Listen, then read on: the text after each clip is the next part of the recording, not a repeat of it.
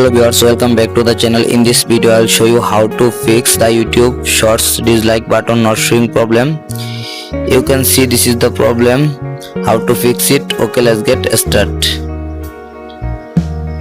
First, go to Google Play Store and tap on search bar, search for YouTube.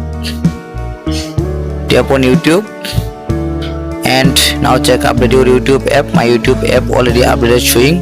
Now tap on update option and waiting a few minutes. Now complete your YouTube update.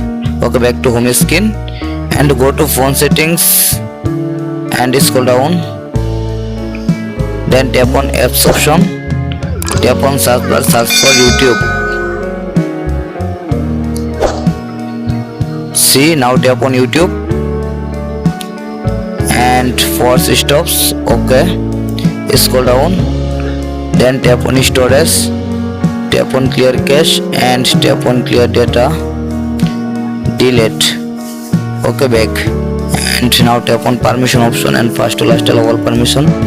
First camera allow back, second contacts allow back and location allow back and another microphone, phone, photos and videos allow all permission complete and back to home screen.